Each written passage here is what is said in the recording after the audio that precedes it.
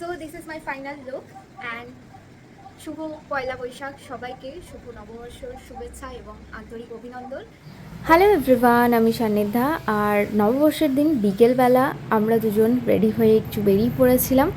আমাদের বাড়ির সামনেই, মানে শিলিগুড়ির বাড়ির সামনেই খুব সামনে একটা মল আছে, বেগা সার্কেল মল। তোমরা অনেকবার আমার ব্লগে তোমরা দেখেছো, তো সেখানেই এসছিলাম। তো এবারে আর নতুন শাড়ি টাড়ি কেনা হয়নি, বাড়িতে একটা নতুন শাড়ি ছিল আর সেটাই আমরা পরে বেরিয়ে এসছিলাম। আর এখানে এসে দেখো বিকেলবেলাটা কি সুন্দরভাবে সাজানো থাকে। প্লেগ্রাউন্ড জোনটাতে কোনোবার যাওয়া হয় না, এবারে গিয়েছিলাম। আর এই কিউট টেরিটাকে দেখলাম। যাই হোক, তারপরে আমরা ঢুকে পড়লাম ভেগা সার্কেল মলের ভেতরে। আর এখানে কিন্তু বেশ সুন্দরভাবে সাজানো হয়, এইবারেও হয়েছিল।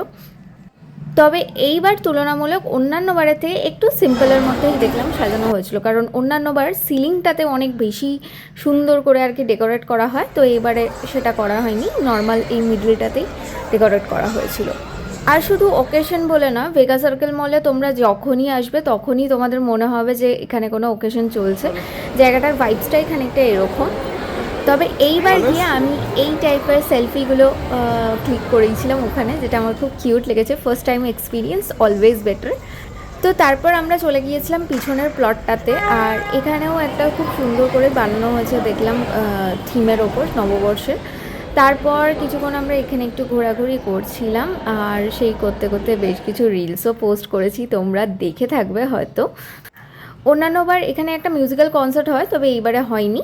তারপরেই আমরা চলে এসেছিলাম একটু মিল্কশেক খেতে, কারণ অনেকক্ষণ ধরেই আমাদের মনে হচ্ছিলো যে একটু বোরিং লাগছে, চলো কিছু খাওয়া যাক। তো প্রথমে বর বলছিল চা খাবে, বাট আমার চা খাওয়ার খুব একটা ইন্টারেস্ট ছিল না, তাই কিটক্যাট শেক অর্ডার করেছিলাম। তো এটা খেয়ে আপাতত একটু চিল্ড হলাম, আর এরপরে যাব বাড়ির উদ্দেশ্যে। তো দ্যাটস ইট ফর টুডে। এভাবেই কাটলো দিনটা। শুভ নববর্ষ, টাটা।